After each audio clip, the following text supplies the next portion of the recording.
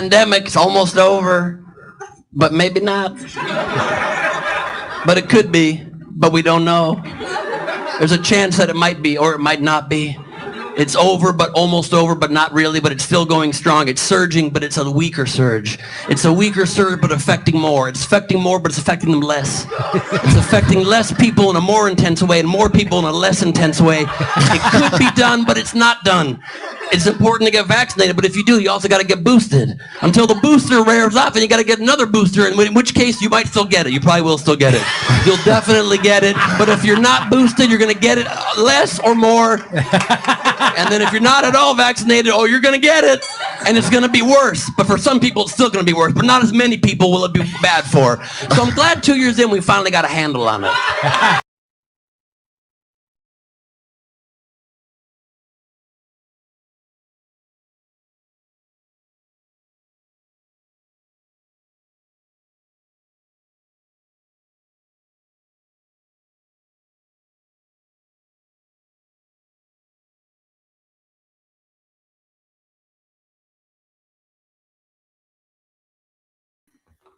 Welcome to Pirate Stream Media, ladies and gentlemen. Scott Armstrong, Courtney Turner, Pirate Stream Media. Today we are once again initiating the Pirate Stream, Dialectical Dissidents.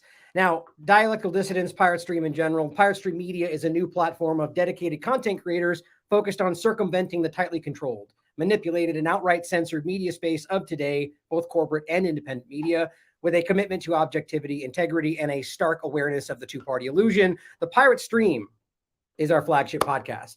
Now, those that are following this thus far know that this is, in general, our podcast that is the first part of this growing idea that we are fleshing out as we speak, planning to really initiate this as of January, Pirate Stream Media being the kind of co-op umbrella term or concept that we're trying to create. So thank you for joining and continuing to flesh this out. We've got some fun stuff to talk about today. Of course, we're going to talk about the Twitter conversation because it seems like it's everywhere right now. For me, it seems like such an interesting social experiment conversation, but we're also going to talk about a few other things you brought to the table today. But how are you guys today? Courtney, Scott, go ahead. How are you? Doing well. Yeah. I keep saying I feel like, it's a clown world, but the clowns are getting more and more ridiculous. So yeah. Oh man, I'm loving every second of it. It's just like really okay. All right. Like it is very much entertaining. It's very entertaining. Yeah. So. And Courtney, you got a big podcast coming up here, right? Like dropping I here do. soon. So why don't you tell the people what you just accomplished? Okay, so I have had some people coin me as an intellectual matchmaker, and I kind of like that term. That's awesome. Because I get these visions of like putting people together for conversations, and I get really excited about it. So Nice. A while ago, I guess a little over a year ago, I had this idea to put James Lindsay and Jay Dyer together for a conversation about Gnosticism. And they were not familiar with each other's work. And it was epic. It was a fantastic discussion.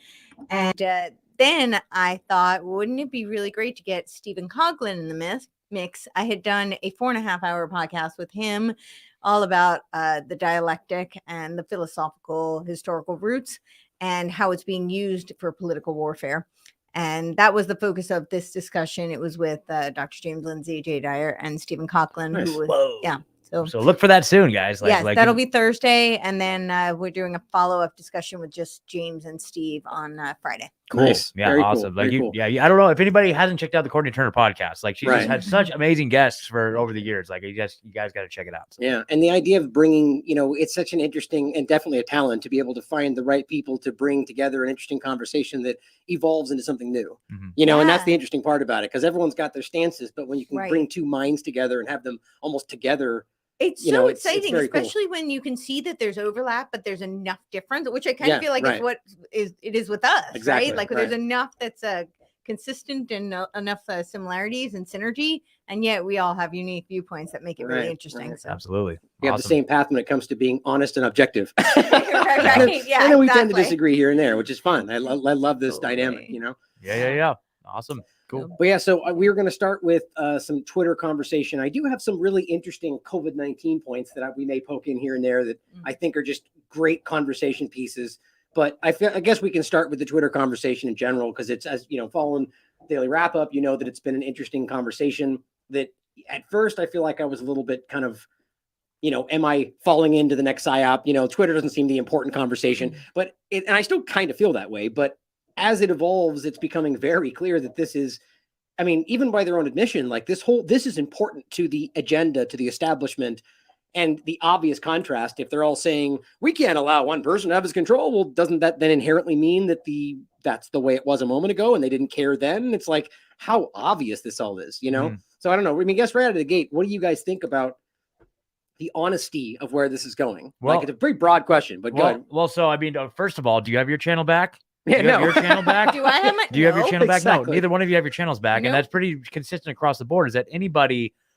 Okay, so they give these kind of ceremonial channels back, right? Like the big ones, obviously, like the Trumps and the Project Veritas or whatever the heck, right? Right. But the people that are really in the trenches, really doing the dirt, or the people that are maybe enough under the radar that they can continue to suppress those people, it's just going completely and I'm almost to the point where it's anybody that's celebrating, oh yeah, they got the channel back, Twitter's free. It's you're just missing the whole picture. And you're not even paying attention, Well, I would say as objective as possible that these people are at the very least assuming in a very partisan leaning way. I mean, you don't know for sure. And obviously, this is my point about all of Fox News right now holding up Elon as some kind of folk hero. Maybe my point is not right or wrong. The point is nobody knows. And it seems to be evolving. And that's kind of the point we'll get into today. To start with the Twitter thing would be the dynamic that's going on with the censorship and in general, the free speech arena, and whether this is actually happening, and the Matt Taibbi breakdown of the Twitter files. Yeah. And, we can get into that, but go ahead. I feel like my topic, the theme seems to be the dialectic. And I really feel like that this is such an integral component of the dialectic. Oh, yeah. And I see him very much so, I think we talked a little bit before about, Kissinger and how he's really cleaning out his desk memos. Supposedly. Yeah. Supposedly. That's what we're seeing floating around. Yeah. But he and Brzezinski and several of the writers who wrote, about the elite texts, and they talked about the tension that were going to be stoked between the East and the West, and intentionally designed to pit them against each other. So this notion of fascism versus communism, socialism, intentionally designed to pit against each other for negation, which is that's the dialectic, to negate. And their solution is to come in with the technocracy. Mm-hmm. And I see Elon, people keep asking me, is he a good guy, a bad guy? And I keep saying my personal feeling is that I think it's kind of irrelevant. It doesn't really matter whether I think when I think of a quote unquote good guy, is he being intentionally nefarious? Mm-hmm. I don't actually think he is. I think his worldview is such that he truly believes he's doing good for the future of humanity. Right. The problem is, I don't agree, because he, in my view, is the ultimate technocrat. Mm-hmm. And he believes that man is best merged with machines, which clearly, is, and which is really just a conduit to get to the post-human world. And so that this whole good guy, bad guy is simply, I think, a trap. And I think they're pitting Twitter right now up as the good guy, and it's to have people think that it's going to be, savior of free speech. But I think really what it's going to be is Twitter 2.0, which is human 2.0. And there it goes. Yeah, I mean, there are videos of Elon saying that he wants to make this WeChat only better. Right. And that's essentially, the digital social credit feudal system. If I could tease out that one point, in general, first of all, to go back to the divide, you can very clearly see that is exactly what's happening on an internal level too, down to the smallest point and the microcosm and the macrocosm, right? But to your point about I just lost it. So it was the Elon point about ultimately whether he believes it or not. I agree with you entirely. The point is we don't know, and it's kind of irrelevant, because what does it mean? Everything's boiled down almost to the same point, like a binary divide. And the problem is that it doesn't even he could maybe believe he's doing right and still be doing wrong. He can maybe do wrong and lie about being right. So everyone's trying to decide whether it's good or bad, and it's usually somewhere in between. And to your point in general, I think that what we can see is that his actions, or as well as Scott, that it hasn't actually translated to anything even remotely resembling what he promised or actual free speech. And neither of those mean that won't happen tomorrow. right? So everybody's just vomiting all over the story and acting like he's either a hero or he's the worst guy alive. And it's just so obnoxious. And the problem is that I think most people actually, though, to go back to the general point, are in that middle ground where they're going like, well, I don't know. Like, you haven't done what you said. I'm still kind of hoping, but they're acting like everybody. It's this very weird dynamic where Elon's acting like he's boxed out the extreme sides and the middle is everyone agreeing with him. But I see it as the exact opposite. I see it as the opposite too. Very strange. Very strange. Very much so. Well, before we jump into the Matt Taibbi part, you have any thoughts on it, Scott? Oh man, I'm just trying to process the sound issues.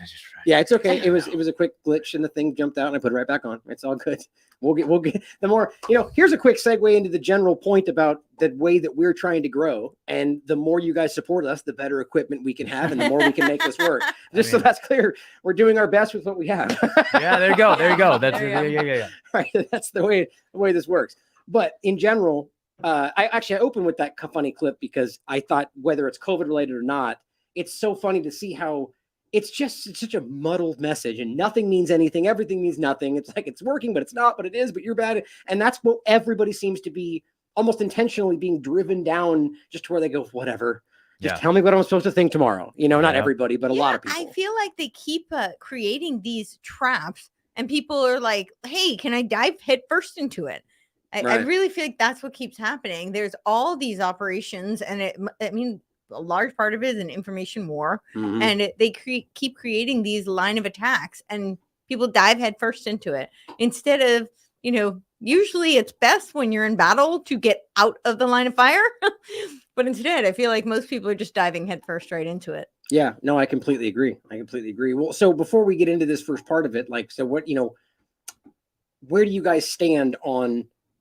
Not just what he hasn't done or has done, but in a general sense between, let's just say before Jack and the way we thought, or let's remove our thoughts and perception, the way, or I guess it is only based on perception, the way we felt about Twitter then, censorship, hate speech, and all the different stuff, to where even if we pretend it's in flux where it currently is now, do you feel it's any different? I don't know. I feel like legitimately for a moment there, I saw a difference. For legitimately the day that they claimed that there was some I don't know. I would tweet something out and there would be I got like 50 retweets versus or maybe likes and maybe 10 retweets. Whereas is that usually, still now? No, usually now I get one heart. I'm like, maybe I just suck. Maybe I suck. Maybe that stuff is not that engaging or that entertaining, or whatever. But I feel like there was a brief period where I got a whole bunch of engagement, way more than I've ever had or was used to. And I was getting all kinds of followers for those first few days. And then all of a sudden, boom, it just fell back to where it was before. So I don't know if that's a product of what, I don't know what that is. So I don't know. And that's the right way to look. Who fucking knows what's going on at this point? It could be, and that's the game that keeps being played where when he wants it to be, I guess, as Elon is the focal point, it's an old person that's on the way out and we're still working that bug out or whatever. We need a couple more days. But then when it's a positive thing, well, Elon did it and it's great. And it's well, maybe, that's kind of the ultimate point for me on this, is this partisan divide. And we can see it. But I think the question is, do we think that is actually most people right now? Or do you think most people are questioning this? My opinion. No, I think most people are falling right into you the do. binary trap. That is what it looks like. I really do think so. People, I feel like it's my team versus your team as usual. It's team, yay, Elon, he's our savior. He's saving free speech, and Twitter is going to, be this huge free speech. And by the way, they do tie to the parties. I feel like I keep hearing, it's the conservative, free speech platform. And then, you have all the people, I'm leaving Twitter, and, Elon's it's terrible, and I don't want anything. So I do think it's as binary as can be, and I think there are very few people who are kind of like, hey, let's step back and watch what's happening. And I don't know. I don't claim to know what's happening, but based on everything I'm seeing, I just don't think he's a savior. I don't think he has our interest at heart. Oh yeah, that's and I think that they're looking to collect data. That's really, the whole blue checkmark thing. Now it's all about you have to pay for it. And so what happens? They have access to your credit card information. They have all this data now, which is the perfect groundwork for the social credit, monetary system. I tend to think they already had almost all of that, but I agree with you. But I think it's more now you're normalizing. Exactly. That's where I'm going, is that it's going to be a slow boil to where next thing you know, you're living in the metaverse. It's like, where it's like, oh, what just happened all of a sudden, and that's what that feels like. The pipeline. I feel like a really great analogy is LifeLog and Facebook. Oh yeah. Right. Exactly. Good point. LifeLog was quote unquote unconstitutional. They had to take it down February 4th, 2004, right? Because of violation of the Fourth Amendment. And then February 4th, 2004, up goes Facebook. But this one's okay because now we're just going to make it really cool. And you're going to opt in and give all of your data. Right. And Zuck made it. He's a good guy. He's a regular guy from college. Did you see the movie? It's like, of course. That's And, there's no lawsuit between, Leader Inc. and Facebook and the government or anything. But yeah, exactly. And so Social Network movie is completely accurate. Oh, yeah. Don't question. Just go back to sleep. Yeah. But so all the opinions aside, because that's what these are, right? And that's the kind of the point. Everybody has our perception, our opinion. Yeah. And, and I frankly, I agree, except for the point that I know this is kind of my thing lately. And I do think this, I think that most people, not that they see through it necessarily, but they're kind of like, I don't know, like I'm seeing people that you would normally argue are like very partisan are some of the most vocal about like, dude, you've got back on like 4 people. You claimed amnesty was happening. What's his name? Cat Turd was calling him out the other day. This amnesty thing? Like, what the heck? Nobody got their channels. Right. We can talk about that first, because we can get into the Matt part next. Sure. The amnesty thing is an interesting part of this. Yeah. Well, the terminology. Yeah. We just you guys know I've been covering the whole amnesty thing like crazy for the last couple of weeks, but like, yeah, but it just the follow through. There was no follow through. I don't know if there's like some sort of like process that they're going through, but yeah, he said, okay, the people have spoken. Everybody gets their channels back. That's the process right there, right? But nobody. I don't see it. I don't see any evidence of that whatsoever. No. Right. Well, what's funny is that it's like like that's the argument. That's the tweet, the follow-up tweets. Well, we thought this, or it's going to need a couple more days, and it's like, wait a minute though. And that's what these hard the major supporters I have this Cat Turd. I feel stupid saying his name every time, but the account, the big account, and he's pretty much like Elon's the man, but still kind of calling him out. And the point is, like, you didn't say process. You said, let's vote. And if they're not breaking the law or not egregiously spamming, we'll bring them back. And then he said, people voted. This is what's happening. And then it didn't happen. Where's Dr. Peter McCullough? It's like there's plenty of examples. How about, we can hold off on diving into this, but it's all about free speech, right? Supposedly that's what this is about. And then meanwhile, he gets let back on and then he gets taken off. And Alex, not ever, right? And he flat out said not ever. And it's at the very least debatable whether people think he broke the law, right? And so I personally don't. I think covering what law? What law? What law? Who any of these people broke? Well, it's always in the realm of the hate speech harassment kind of argument. But my point is just that as an outlet, you can cover these things. And the bottom line, you've got some kind of protection as a media outlet, whatever people think about it. But the point is, that was kind of, I feel like he tried to box him out with that vote. And that's probably all it was really about. Getting people to put on the record that if, people didn't even read the second part of the sentence. They thought, bring everyone back. Yes, yes, yes. And except if they broke the law. And so that's, I think, an easy way to do that. And then if they start arguing that like hate speech, the reason I'm still being censored on Twitter, right, under the claim of violence, which is wild. Yeah, it's like that's insane. That can overlap with the idea of breaking the law. And so I wonder if that was just kind of a game that was played. Yeah. Well, I think a lot of it is a game that's being played because, again, when you go back to, the binary, the dialectical attacks that are being thrown, I feel like people want to advocate for free speech until it's something they don't like. And this happens on both sides. So, it does. Certainly, the right keeps accusing the left of doing this, but then the right is hate speech. Keeps happening. How is that okay if you really believe in free speech?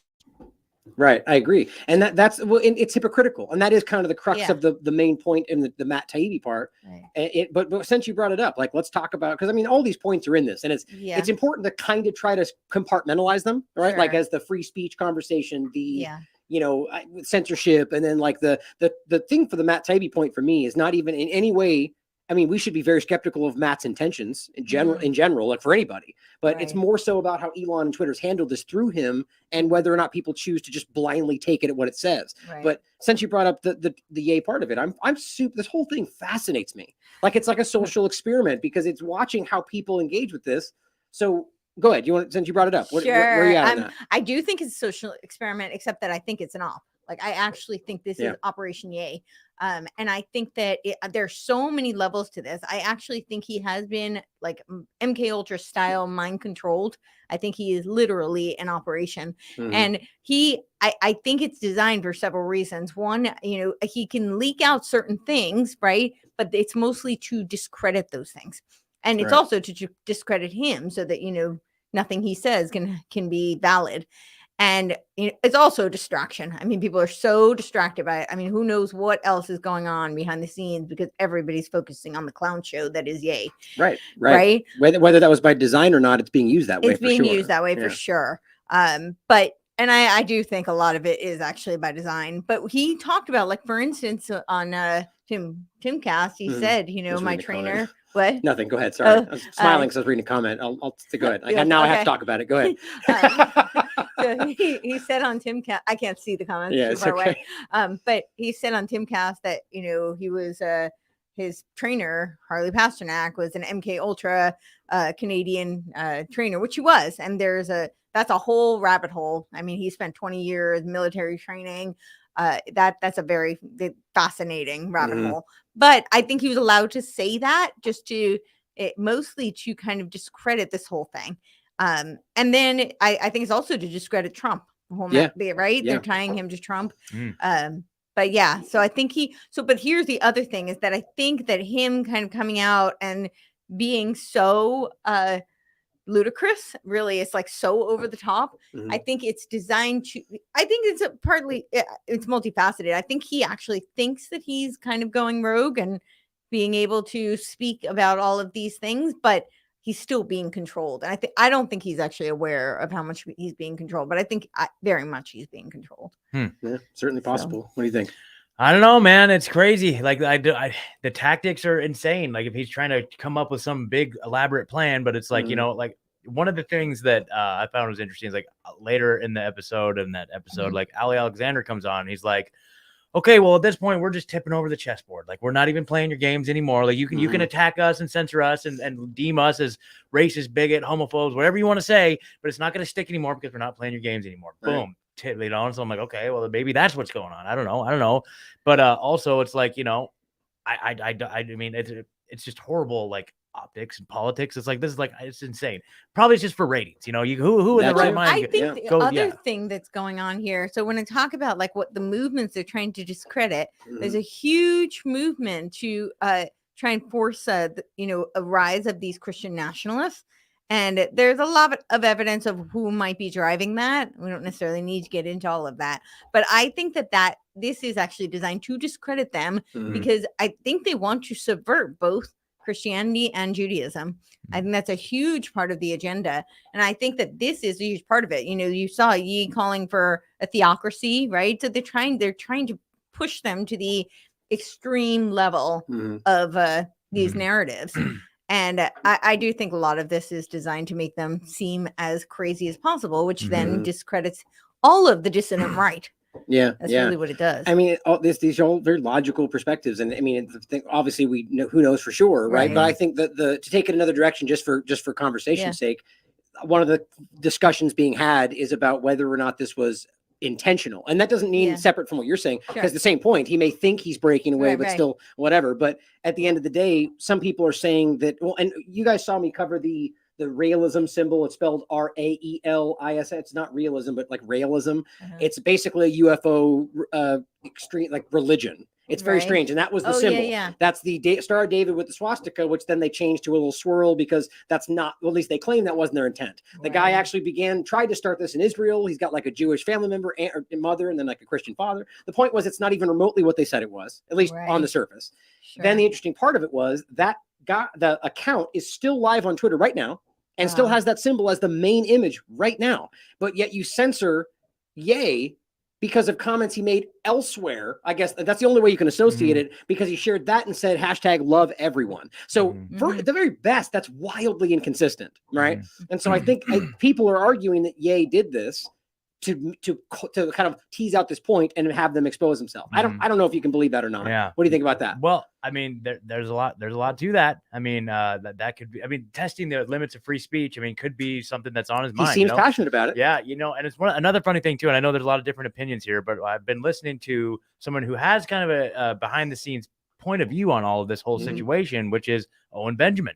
Ironically, he is in contact with Ye, and they talk all the time. And Owen is actually acting. Owen gets a bad rap for being this horrible anti-Semitic guy, but he's the one talking Ye off the ledge. He's the one de-escalating this situation. He talks about the conversations he's having with Ye and like de-escalating the situation. Be like, bro, like you can't just blame all your problems. Like he's a comedian. He jokes about this stuff, and that's like a way of getting across. But he's like talking to Ye, like, dude, like we can't just like blame whole groups of people, you know what I mean? So anyway, it's interesting. Like the Owen's coverage of it the last couple of days after that Owen or Alex Jones episode has been interesting, to the point where Alex Jones the next day played a clip of Owen, like kind of his analysis of the situation, which so it's really interesting. Yeah. So well, yeah, I think the players involved is very interesting, you know, and I think that that's also more indication that this is a coordinated op.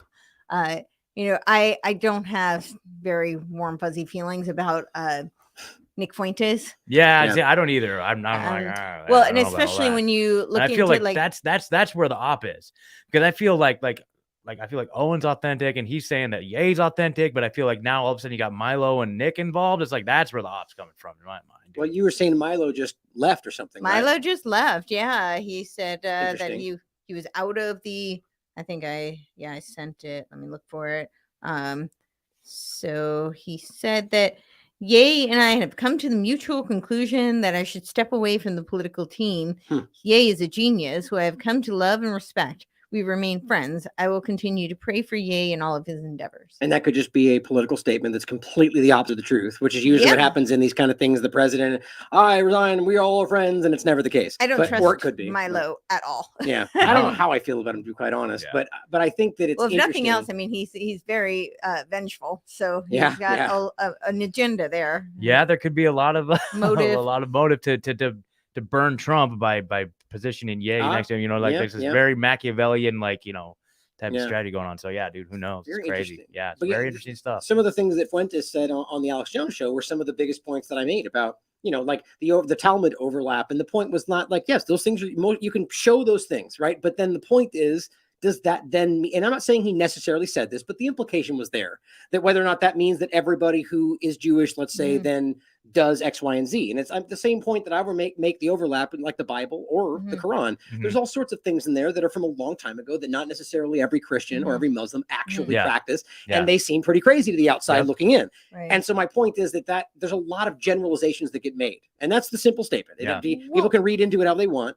And that is being abused. Go ahead. Sorry. The whole point of pointing the finger at one group is to be a complete distraction from what is actually happening, because are there a group of Jews who are bankers and were there Khazarians? I would argue. Khazarian mafia. I would argue these people are not Jews; they are Satanists. Actually, sure, exactly. They are not Jews. I would be hard pressed to find any of them reading the Torah and going to synagogue. Right? Exactly. They're not like God-loving people, man. No, not at all. Not God-fearing people at all. But I would also say that part of the distraction is because if you've studied how this works, all of the all of the tops of these institutions are as corrupt as the day is long. Absolutely. And they all work together. These Khazarian or, you know, basically satanic Jews work with the Jesuits and work with, you know, the heads of the mega churches and work with the political leaders and the banking institutions. And the NGOs, right? They all collude. Yeah. So if you're pointing the finger at one, then you are effectively distracting everybody from looking at what's actually going on. Right. Yeah. The thing I hate the most is like the whole victimhood mentality across the board. I think and I probably talked about this on here a lot. I talk about it all the time, but just the idea of victimhood, right? Oh, poor me, I'm a victim. That's like the source of so many problems in our society right now. The victimhood Olympics, and anybody like from a supremacist view that's now blaming all of their problems on one huge swath of people. Like if you're blaming all your problems on someone else, that's a problem. That's a weak victimhood position. And so, you know, I completely fundamentally disagree with the whole assertion that my problems are somebody like the Somebody else's Jews or fault. black people's fault. That's Right. just not ever going to play. Like a Jewish person never stopped me from crushing. That's Right, my right. quote of the day. And There that you and that point can be applied either way you look at it too, Yeah. right? You can talk about that same point in the context of people saying all Jewish people are one way, and in Yes. reverse, Jewish people saying that all Palestinians, or same point in Sure. any way Yeah. you look at it, right? Or Israeli people. Now, the point I'll make clear here is that I think it's obvious. Then to what you're saying, the broad Yeah. brush of any group is ridiculous. Yeah. Because it doesn't matter if it's 1% or 50%. You can't pretend all it's ridiculous, right? And No. that's where I draw that line. Yep. But I will always counterbalance that with the same point I make about Ukraine today. And I brought up a clip from Abby Martin to accentuate Yeah, this point. watch this. And this is it's unreal that these, and this doesn't, you can argue that and rightly so, make a fair Mhm. argument that that's not the majority, and maybe it's not Right. what I'm about to show you. But the point is that you can prove that the Zionist extremist government has influenced and manipulated a lot of Jewish people in Israel. And it's become more of a sentiment from that kind of momentum. But there's also a large organic Orthodox Jewish group in churches, people that Sure. push back, and not even just Orthodox, and say they're lying. They're using Of Jewish course. Judaism to achieve their Zionist goals and so on. Ukraine's the same way, where you have obviously this very fascist, neo-Nazi and Nazi sentiment that has clearly spread throughout the population, possibly the majority. I don't know. But at the end of the day, it's not everybody, right? Well, So you want to comment? I'm going to play this clip. Yeah, the Israeli government, I mean, they're so incredibly corrupt, and they collude with our corrupt government. Right. And fund Nazis in Ukraine. Which is Exactly. ridiculous. Yes, exactly. And I mean, arguably, they're committing democide right now. So, I mean, that's not working for the Jewish people. Mhm. I mean, I would say it's democide. It's literally There like, you go. yeah, they're on what, the 5th injections now? Yeah, Yeah. seriously. Crazy. Well, and since, go ahead. I was just gonna say I just saw a funny meme. You know, the memes capture all this stuff. Well, you know what I mean? It's like it was like some guy saying like, "I love Nazis, I love Hitler" with like a Azov battalion thing on I his have that. face. I Yeah, have yeah, that. yeah, yeah. And it's like, oh, let's send them billions of dollars. And then the other one was like, and then Kanye's face, right? Or like, I love Hitler. I love. I don't have that one. This Oh, one's yeah. different. This is the one I found. That's right it. Yeah, here. that's Is it. this That's one? it. I Okay. love Hitler. Oh, you're sweet. I love Hitler. It's the Yeah. same point. Same It's- idea, but it was and like somebody yeah, made yeah, the yeah. great joke about this in the context of Elon in general. And basically, it was Wyatt White Reed. Reed, who said basically that, all they had to do was wear an Azov badge and they would have been sent to Congress instead of being canceled. Totally. Ye would have been. And he Totally. makes a great point, right? And this Yeah. is what I grabbed really quickly to back up what I was just saying. Here's an article from 2018 for those to see on the show that is very clear, where it says that the title is "Rights Groups Demand Israel Stop Arming Neo-Nazis in Ukraine." How you make sense of that without understanding that we're not being told the truth is beyond me. There's a But whole they're article on literally- Substack about this. They're on literally TLAV. talking about Azov Yeah. movement at that time. It's crazy. And yet they're not that today. It's just, so here is a video I want to play, and then we'll get back to the Twitter point that I think is very relevant to what we're talking about. This is Abby Martin. I believe this was in 2021, talking to Israelis in Israel, in occupied Palestine, and what they have to say about this. Now, this does not have to mean this is every single person there, but this is a sentiment, and this is a problem. You can't pretend that this makes sense no matter who's saying it. I think Israelis have to take over, and they have to kick them away. It will be much better not to kill them, just to go back to Arab countries. But it's really rightfully ours if you look at the history and at like the wars, and we didn't even start a lot of the wars, and we conquered these places rightfully, like it's ours. 1,400 years later, we come back. Now, I'm not saying that we can blame the people living here for what happened, but you got to accept that that's some kind of divine justice, that their great-great-great-great-grandfathers kicked my great-great-great-grandfather out of here, and then we come back, and all of a sudden they're like, well, no, we don't want it, it's not fair. I think that the Jews came here, they took this land, and this is our land now, and I don't think there should be here no Arabs. Like Arabs, they want, we gave them Gaza, they should go live there quietly if they want, they should go back to Iraq, I don't know, to wherever they want. I'm think that we need to... איך אומרים להעיף את הערבים? כן, כן, תגידי לי את המילה הזאת. I don't think there's any answer to it. Really? There's only one way, I would carpet bomb them. You would carpet bomb them? It's the only way you could deal with it. Or try to stop them a different way. it never worked. I think that we're miserable. The Arabs make a piguim and we need to kill Arabs. No. I think another thing that the Jews should have rights to hate them. I think we have the right to hate them. I don't see a reason why not. I wouldn't trust any of them.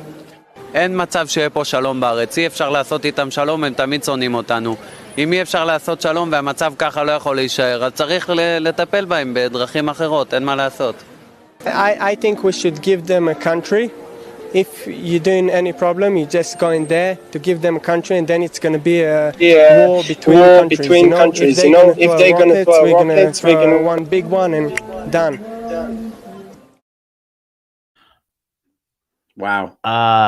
I mean, the video speaks for itself. I mean, yeah. Good. We should start our own a new podcast called The Re-Education Camp. Right? That'd be hilarious. Seriously. Right? And we started just it's actually a funny name. The Re-Education Camp. That'd be hilarious. It's just so crazy though. I really just want to make sure that is such that is funny. I can't jump away from how crazy that was. Yeah. That video is so unnerving and so ridiculous. And this is the guy. And look, most of those kids probably genuinely believe, as I was saying while that was playing, that they're all terrorists and that's all murder. And that's the only thing that happens there. And it's just such a ridiculous lie. And it's the same thing that happens in Ukraine right now. The same thing that happens anywhere where you see this kind of. It's not just the U.S. Right. You can show China doing the same thing or Russia.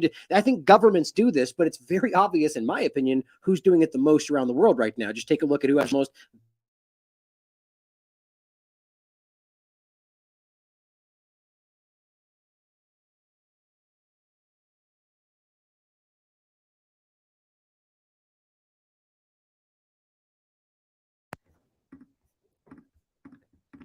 And the reality is ultimately that there is a point to be made about how there is radicalization happening. And it's funny how they'll point out radicalization from media online and social media, then not point out how it's willfully being done by governments, including themselves. Yeah. So it's that stuff exists. And you can't pretend that is explainable because of X, Y, and Z. That those are racist, bigoted perspectives, and they're generalizing an entire group. I just want to make sure it's just blows me away. The sound went out. Yeah. Yep. So to bring this back to the point we were getting in regard to Matt Taibbi, because this is really important about how this all went. And I'll just start out by reading my tweet here, because this is what really blows me away, is why people on all sides of this, and either are saying this is a bombshell and it's been proven, why is nobody covering this? And the other side going, what happened? There's nothing going on. Like, that's irrelevant and ridiculous. Wow. And it's always, as usual, somewhere in the middle. And so if you guys haven't seen it, Elon released something where that's the point of no transparency, no source material to Matt Taibbi, who then agreed and posted on his Substack to certain stipulations. The only one we know of is that it had to be on Twitter, not his Substack, but it was plural. So there's clearly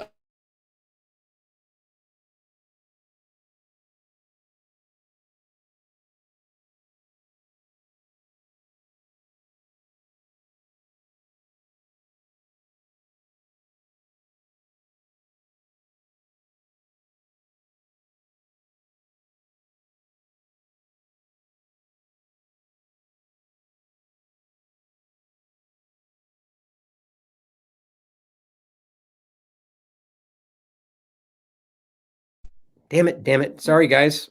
There's a problem with our audio setup. I apologize. So I don't know where I was, but so basically the point is that this was this was released to suppress. Yeah. So that basically the information was being released to Matt Taibbi, and he was breaking this down. And the point is that from a partisan perspective, people. I don't know, man. Yeah, it just keeps. Sorry, guys. There's something going on with the audio. It just keeps blanking out on us. We'll keep going. So ultimately, you know what's going on? I have no idea what's going on. Okay, It's so frustrating. I don't know, guys. I'm sorry. It's all good. So the point that I'm getting at is what I said in my tweet. So here are the files, and we went through it all. None of it's been verified. None of it at all, right? It's all just statements. That doesn't mean it's not true, right? I was getting at it. I actually believe that the story generally that's being presented there about the laptop, especially, is very true. Yeah. And it was very clearly suppressed. Mm-hmm. But there's more to that story too, I think. Sure. But yet, nonetheless, people have jumped on this as if it's already been. This is it. This was the bombshell. It's been proven.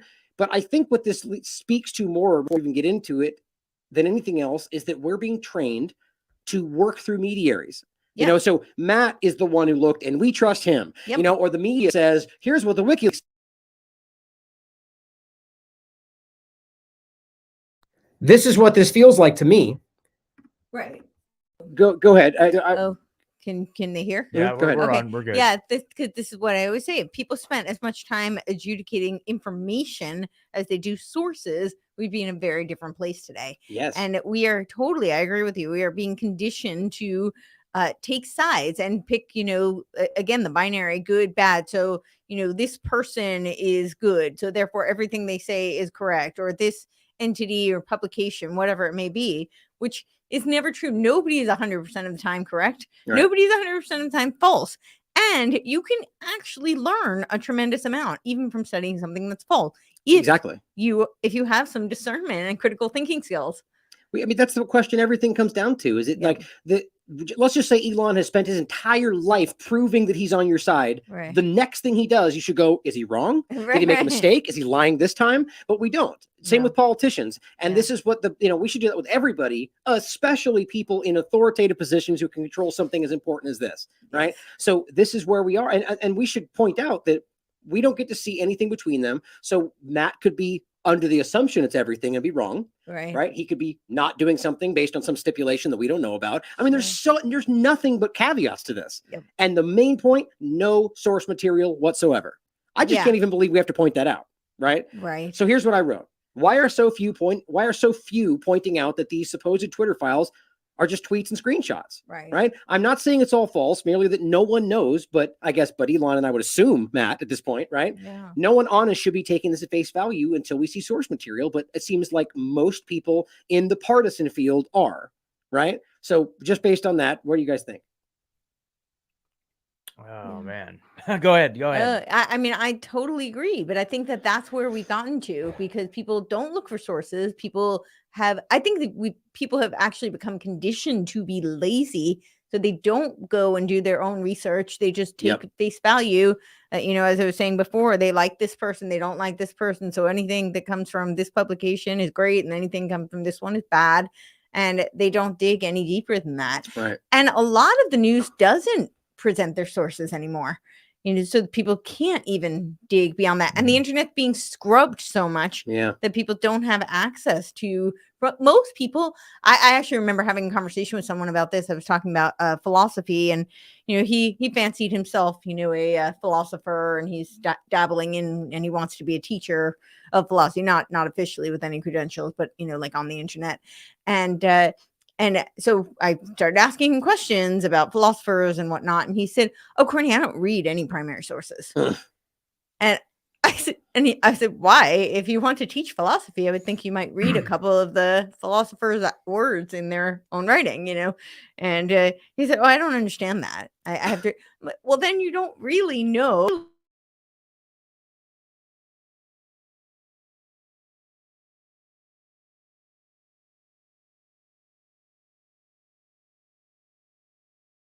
Keep going. At least you've taken out the middleman.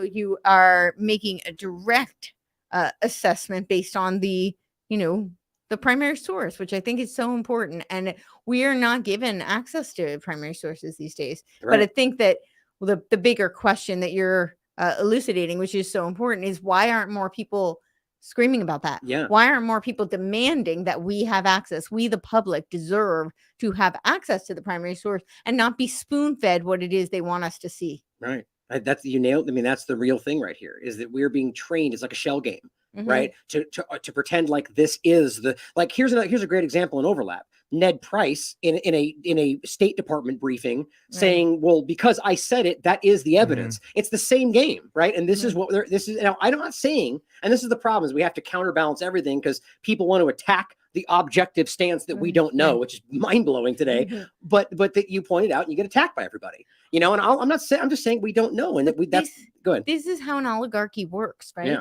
An oligarchy works where they say what they say, and literally the definition of technocracy was ruled by experts, quote unquote experts, and who determined that they're an expert, right? It's really just that they are the experts. The experts, exactly, right? It's the oligarchs who are in power, and so it's like Fauci saying, "I am the science." Yes, and great example. He can say whatever he wants, and he contradicts himself constantly, right? But it's not because he's wrong each time. He's telling you he's basically gaslighting you. He's saying it is right because I said it. Even if I said something different yesterday, I was right then too. And those are the rules that they play by. And I agree with you. I think they are training us to accept that. I think they've been doing that for centuries, quite honestly. And what forgot to finish the point was that I'm not saying I know that Matt Taibbi necessarily is doing that on purpose or knows that at all, right? I think he's part of the. Could be. The point is we don't know, right? And as Hotep Jesus points out, is it Hotep Jesus or Hotep Jesus? Jesus. Hotep Jesus. Hotep Jesus says many are thinking it in response to my tweet. Few are speaking it because so many are celebrating. They do not want to be the black sheep, and I think that's the same thing that Asim Maholter just said about celebrities and media. When he said he's been overwhelmed with people coming to him secretly going, yeah, I know you're right and we all see it, but I'm not going to be the one to say it because we're going to get blacklisted, right? We're literally living with the McCarthyism of, I mean, I guess it's not just vaccine misinformation anymore, right? It's just everything in front of us these days. It's pretty crazy. Yeah. I'm going to skip some of these things just since I don't think that it's new. I think it's becoming so much more transparent, which I actually think is a tiny white pill, because people who might not necessarily see it typically are starting to see how much this is being thrown in our face, and through the appearance of hypocrisy. And I say appearance because it's really not hypocrisy. These people are, in your face just because they can say whatever they want to say. The rules be for thee, not for me. But it's really not hypocrisy because they don't believe what they're saying. They're just putting things out because whatever they say goes. Right. So, and that, again, that kind of feeds back to that same point. So this is all meant to kind of like train people to just accept the stated reality. But because we pretend that there are two different narratives, that's the truth. You put them together and I watch 20 minutes of Fox and 20 minutes of CNN and I get the full picture.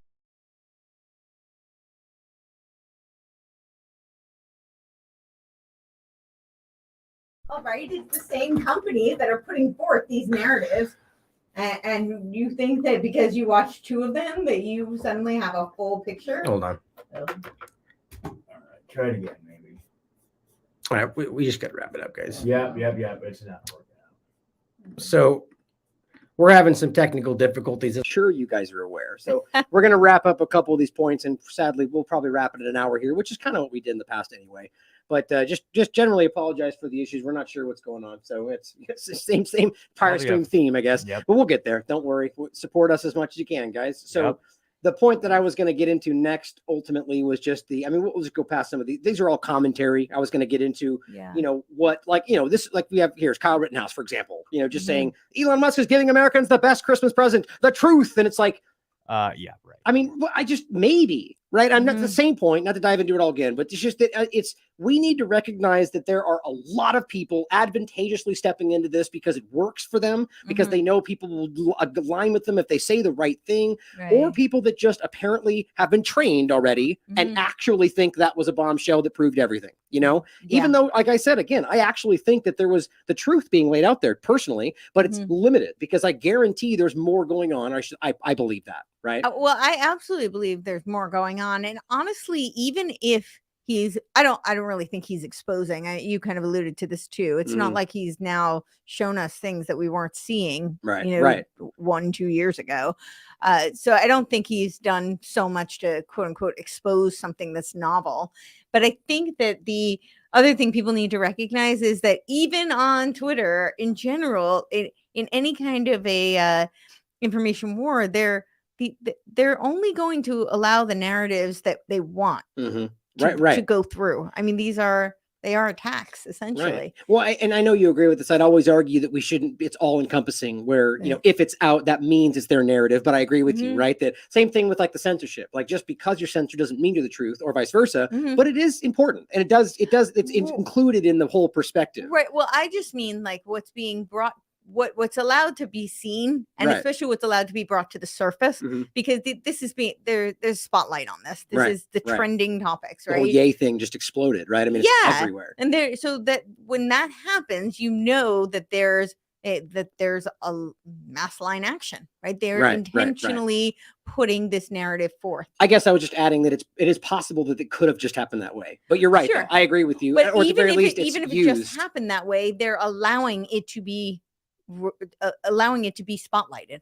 Oh, I see what you mean. Yeah. Right. The media apparatus and how it gets, totally. Yeah. And that's the, whether it's created or not, the never let a good crisis go to waste kind of thing. And just jump on it and use it. But I mean, they would bury, if it's something they didn't want to be the focal point, they would be burying it with other distractions. They have many lines of attack ready at the go. Yeah, definitely. Here's an interesting example.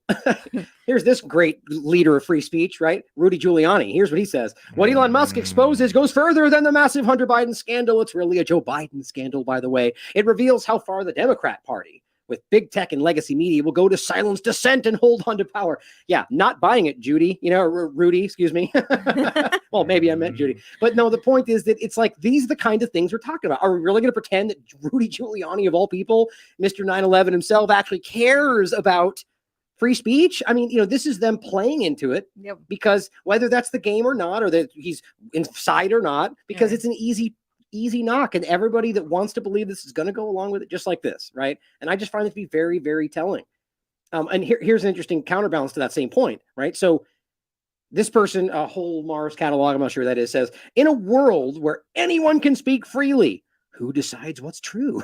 I laughed for about 15 minutes when I read that, and Elon, of course, responds saying, you do. That's the fundamental difference. Now, if that was actually what's happening, I agree, and he's right. Yeah, right. But realize how wild that statement is. This person is speaking to the world. Who's going to tell me what's true or not? Right? Like, what are we going to do now? It's like, you decide. Like, why do you think you need somebody else to walk you through what is true or not? But that is the fundamental problem, isn't it? I just find that to be a really interesting statement, but I don't trust that that's really what's happening now, right? That Elon's letting everything, because he clearly just showed that's not the truth by censoring yay, right? Yeah. Yep. What do you think? Yep. Absolutely. I was pulling something up here. We can break the internet too if you guys want to, right? I just pulled up a clip. I sent it to you in the Pirate Stream Signal. Yep. It's a clip of Rudy Giuliani in drag with Donald Trump, and Donald Trump's giving him a motorboat, dude. We can totally break the internet if you want. I'm looking right now. Is that actually, is it real? Yes, it's totally real. I think I've seen, there was an SNL thing or something? No, I mean, I don't know what it is. Oh, I remember this. Now. Yeah. But this isn't new. It's been around, right? Okay. Yeah. But it's like, some people have probably never seen it. Yeah. What was this from though? I forget. I've never seen this. Maybe they were best friends with Zelensky at the time. There you go. Yeah. Look at this. I remember this. It was a commercial or some kind of a spoof thing. I remember that now, and it was a joke. Yeah, there you go, folks. Yeah. These are your heroes. There it is. These are your heroes. Right. Okay, there you go. But we can skip this too. This one was just I don't even know if this is real or not. This has been circling all day. But this guy, well, here, let's just play it since we have it, and then we can kind of just wrap on the Twitter part in general. So this is really interesting. This guy is bleeding about exactly what we're talking about, and how this is, we need to stop because Twitter is going to, destroy everything. Oh, geez. And just listen to the arguments he's making. The point is, some people think this was meant to be a parody, but same point though, right? By doing this, he's exposing. I know. Okay, this is Alex Stranger. I know this guy. I met him. So is it a parody? He's a piece of parody. Yeah. He takes it pretty far sometimes, but I met him in Austin. But here's the best part: is that if you didn't know that, you would be hard pressed to know whether he's being real or not. And that's the best kind of parody, because it shows you how close it is to how crazy we are right now. Right. So check this out. Oh, I don't know if this StreamYard has been acting really funky for me lately. Yeah, see, I have to do it. Hold on, give me 1 second. I have to download it here. Seems like everything doesn't work for us these days. I guess it's just us. I know. Well, on that note, we found a really awesome studio to start broadcasting from. We have to go through some training, but you guys stay tuned, because we're going to be coming at you live from an actual studio very soon. Multi-million-dollar studio. Yes. What is that? Let's play this. Good morning, Council. I'm speaking in regards to item 27 because we need to fight disinformation, and we need to do it now, all right? Look, Steve, I am scared, okay? Ever since that right-wing fascist Elon Musk bought Twitter, our democracy has been literally hanging on by a thread. Twitter used to be a safe space for marginalized community, And now it's become a haven for MAGA terrorists. Just look who they're letting back onto Twitter, okay? Andrew Tate, Kanye West, and that Nazi journalist Savannah Hernandez. Just look at them. They are the physical embodiment of white supremacy. And Donald Trump, he doesn't even need to tweet because his presence is literal genocide.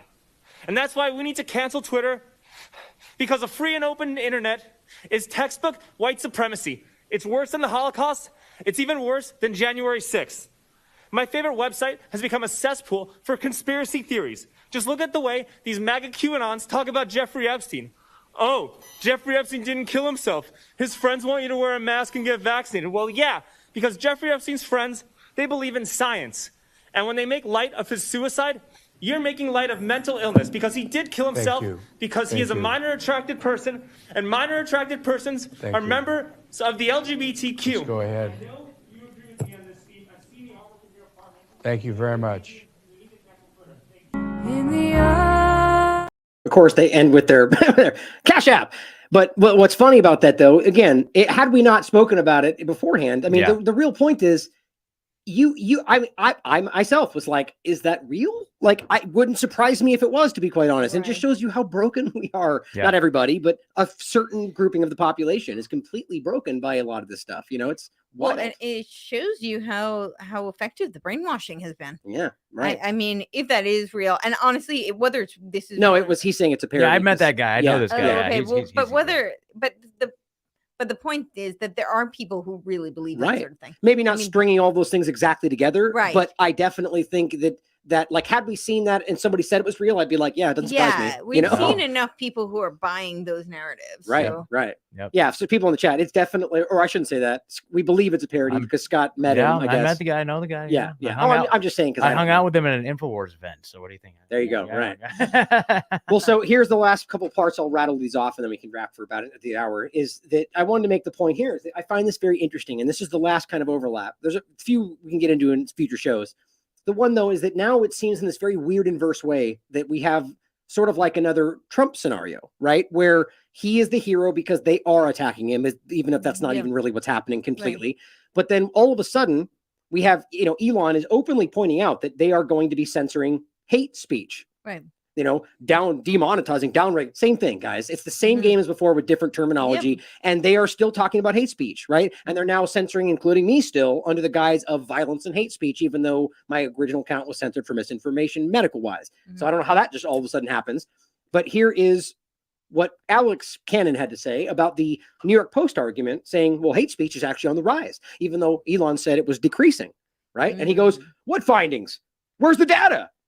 Right? Except they're the same people going, look at what that tweet stream said. It's proof, and we all know. Where's that data? It's fun and selective, isn't it? Right? But I'm not saying that Alex necessarily did that, but we can see it. But my ultimate point here is, as Mark Ruffalo says, Elon Musk sent up the bat signal to every kind of racist and misogynist. So now it seems like you've got the right arguing, well, yeah, he's censoring hate speech because he can prove it. And you got the left now going, it's not, and it's everywhere. So how exactly on a dime did we inverse the situation where the right's promoting the censorship and hate speech? I mean, that's what I was saying in the beginning. It's blowing me away. It's crazy. But I think that's the dialectic. It's totally intended to be that way. Right. And they're going to pit against each other. And what's the solution going to be? More censorship. I agree. That's their solution. I had a note to myself here. What was it? Yeah, that's the same thing. So I find that to be a really interesting, social experiment, because we've seen that already happen a few times in the context of a lot of different narratives where, like Guantanamo Bay is the one I always bring up. How it just all of a sudden was a symbol of freedom right after Trump got elected. It's like, well, how does that even make sense? Because he promised Clinton would go there. Well, that didn't happen. Exactly. It's interesting. Yeah. So I was going to say something about. No, it's okay. I forgot. My apologies, but I'm sure it was interesting. I hope so. But yeah, so the last couple points here, I just think it's interesting here. He just tweeted this on the 4th. The intelligence of this hive mind will improve significantly as signal noise. Oh, here, I'll show it to you guys. It wasn't on the screen. As signal noise / effective cross-linking of tweets and speed of tweets all improve. The hive mind of Twitter. What the F are we talking about here? Like, that's scary. And I understand as a general term, but if that was stated by Jack a moment ago, the rightly so, people on the right would have been like, great reset, that's crazy. Yeah. But now all of a sudden, the guy who's promoting the Neuralink brain interface, it's a good thing. Like, I'm just confused. And who has the Starlink and literally Right. wants a Borg mind that the Neuralink will be connected to. It's just scary that this is being allowed, you know?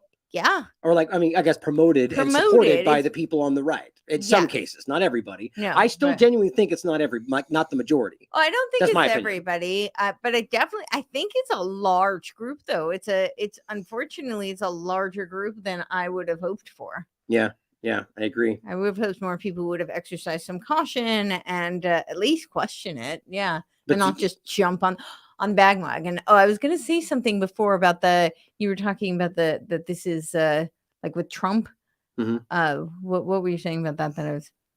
Oh, the Guantanamo Bay part? Yeah. Well, just my point was that Guantanamo Bay pre-Trump was roundly discussed left and right as just a scar on a reputation, right? And we all disagree with the torture, right? That was the line, right?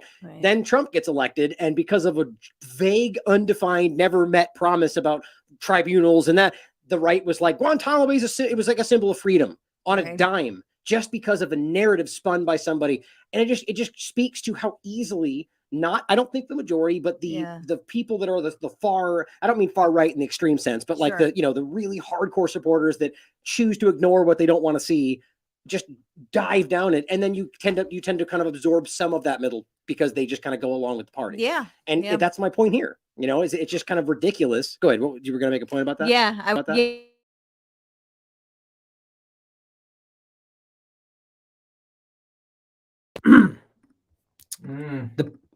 The part here that I'm showing is it's interesting. So at Clay Travis and it looks like it was Clay Travis and Elon Musk here talking about this, and then on Fox talking about it, is essentially just not even a play it. The point is, like, he's responsible. And what frustrates me is that what are you actually saying right there, right? So the media is ignoring something that has not been proven. There's no source material. So I'm not trying to defend the corporate media here, but they have every right to point out that that's not the case, but that's not what they're doing on the other side of it. They're acting like, and it's a roundly stated point. It's not even coming back now, so sorry for the audio, guys. It's a roundly stated point here that it's all PR for the richest man in the world. And that's basically the line from every single platform. Why wouldn't you as Fox and CNN go, there's no source material? That's why. Because I think it's all part of a game and they don't want us to make this point. Just my guess. But anyway, let's just wrap it there since the audio seems to be struggling pretty strong here, guys. Unless you go ahead and you have any final points. I don't know if you can hear us. So I think that this is, I think he's a technocrat. I think a lot of it is about, is it not? Yeah. Okay. So guys, we apologize in general for the problems today. We are going to do our best to fix this going forward. I know this has been a reoccurring thing for the streams we've been doing so far for Pirate Stream, but we're going to figure it out. And we're going to make it better every single day. Solid. Right. Well, the main point here is that we're just like everything we talk about in the daily wrap up and everything else, that just all we got to do is be a little bit better every day. That's all we strive to be, is a little bit better than yesterday. And we will. So make sure you stay tuned, guys. And we appreciate you tuning in. Make sure you check out Rebunked, Courtney Turner podcast, and the daily wrap up. And we'll see you next time. We love you all.